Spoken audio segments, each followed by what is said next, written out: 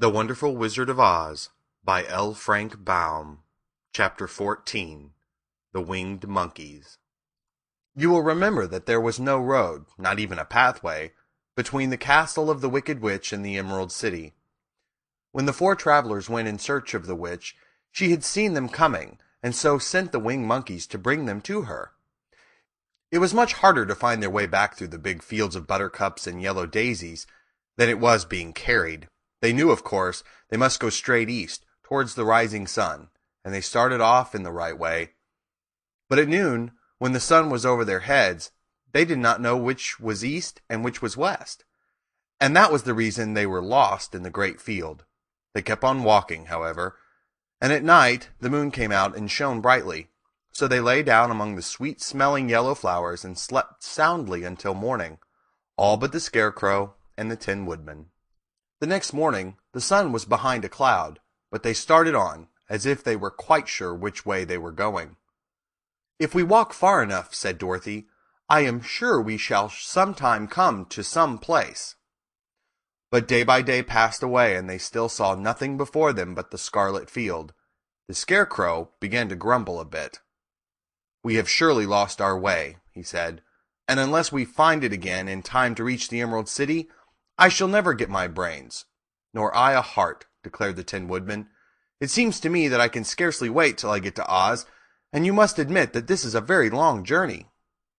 "You see," said the Cowardly Lion with a whimper, "I haven't the courage to keep tramping forever without getting anywhere at all." Then Dorothy lost heart. She sat down on the grass and looked at her companions, and they sat down and looked at her. And Toto found that for the first time in his life he was too tired to chase a butterfly that flew past his head. So he put out his tongue and panted and looked at Dorothy as if to ask what they should do next. "Suppose we call the field mice," she suggested. "They could probably tell us the way to the Emerald City." "To be sure they could," cried the Scarecrow. "Why didn't we think of that before?" Dorothy blew the little whistle that she had always carried about her neck since the Queen of the Mice had given it to her. In a few minutes they heard the pattering of tiny feet, and many of the small gray mice came running up to her. Among them was the Queen herself, who asked in a squeaky little voice, "What can I do for my friends?" "We have lost our way," said Dorothy.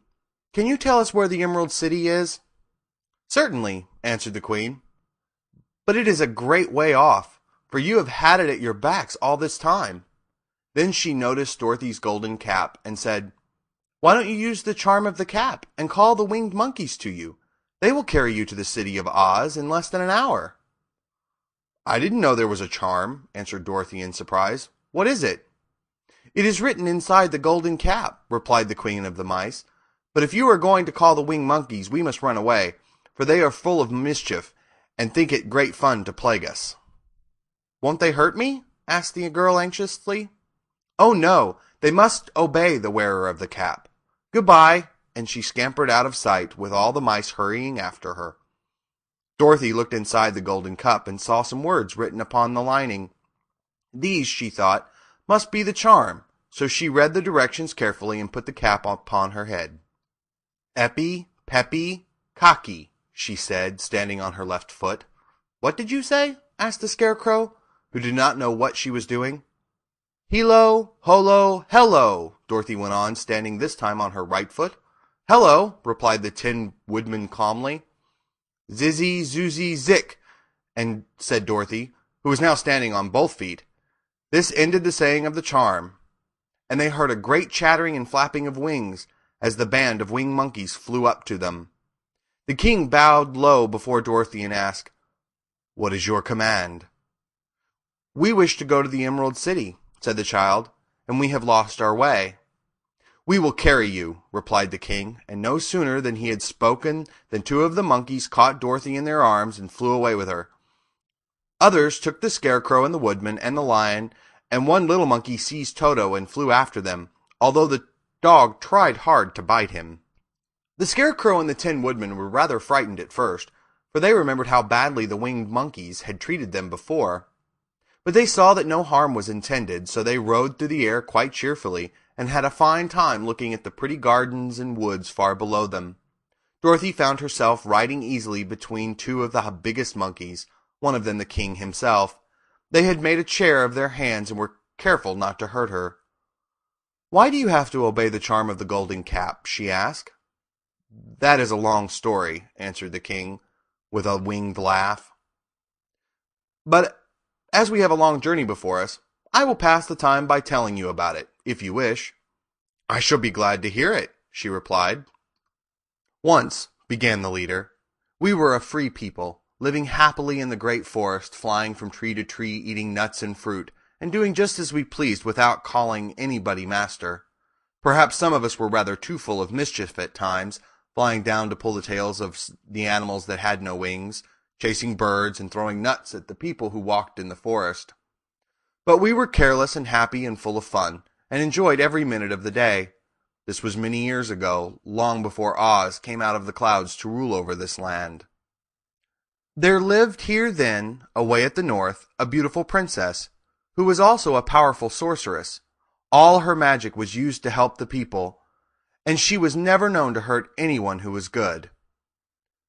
Her name was 𝑳𝒆𝒕'𝒔, and she lived in a handsome palace built from great blocks of ruby. Everyone loved her, but her greatest sorrow was that she could find no one to love in return, since all the men were much too stupid and ugly to mate with one so beautiful and wise. At last, however, she found a boy who was handsome and manly and wise beyond his years. 𝑳𝒆𝒕'𝒔 made up her mind that when he grew to be a man she would make him her husband. So she took him to her ruby palace and used all her magic powers to make him as strong and good and lovely as any woman could wish. When he grew to manhood, 𝑘𝑦𝒚, as he was called, was said to be the best and wisest man in all the land, while his manly beauty was so great that 𝑳𝒆𝒕'𝒔 loved him dearly and hastened to make everything ready for the wedding.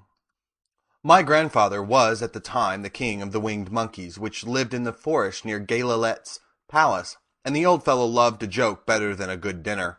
One day, just before the wedding, my grandfather was flying out with his band when he saw 𝑘𝑦𝒚 walking beside the river. He was dressed in a rich costume of pink silk and purple velvet, and my grandfather thought he would see what he could do. At his word, the band flew down and seized 𝑘𝑦𝒚, carrying him in their arms until they were over the middle of the river, and then dropped him into the water. "Swim out, my fine fellow," cried my grandfather, "and see if the water has spotted your clothes." 𝑘𝑦𝒚 was much too wise not to swim, and he was not in the least spoiled by all his good fortune. He laughed when he came to the top of the water and swam to the shore. But when 𝑳𝒆𝒕'𝒔 came running out to see him, she found his silks and velvet all ruined by the river. The princess was angry, and she knew, of course, who did it. She had all the winged monkeys brought before her, and she said at first that their wings should be tied and they should be treated as they had treated 𝑘𝑦𝒚 and dropped in the river. But my grandfather pleaded hard, for he knew the monkeys would drown in the river with their wings tied, and 𝑘𝑦𝒚 said a kind word for them also, so that 𝑳𝒆𝒕'𝒔 finally spared them, on condition that the winged monkeys should ever after do 3 times the bidding of the owner of the golden cap. This cap had been made for a wedding present to 𝑘𝑦𝒚, and it was said to have cost the princess half her kingdom. Of course my grandfather and all the other monkeys at once agreed to the condition, and that is how it happens that we are 3 times the slaves of the owner of the golden cap, whoever it may be. "And what became of them?" asked Dorothy, who had been greatly interested in the story. "𝑘𝑦𝒚 being the first owner of the golden cap," replied the monkey, "he was the first to lay his wishes upon us. As his bride could not bear the sight of us, he called us all to him in the forest after he had married her, and ordered us always to keep where she could never again set eyes on a winged monkey, which we were glad to do, for we were all afraid of her. This was all we ever had to do until the golden cap fell into the hands of the wicked witch of the West, who made us enslave the Winkies, and afterward drive Oz himself out of the land of the West. Now the golden cap is yours, and 3 times you have the right to lay your wishes upon us." As the Monkey King finished his story, Dorothy looked down and saw the green, shining walls of the Emerald City before them. She wondered at the rapid flight of the monkeys, but was glad the journey was over. The strange creatures set the travelers down carefully before the gate of the city. The king bowed low to Dorothy and then flew away swiftly, followed by all his band. "That was a good ride," said the little girl. Yes, and a quick way out of our troubles, replied the lion. How lucky it was you brought away that wonderful cap. End of chapter 14.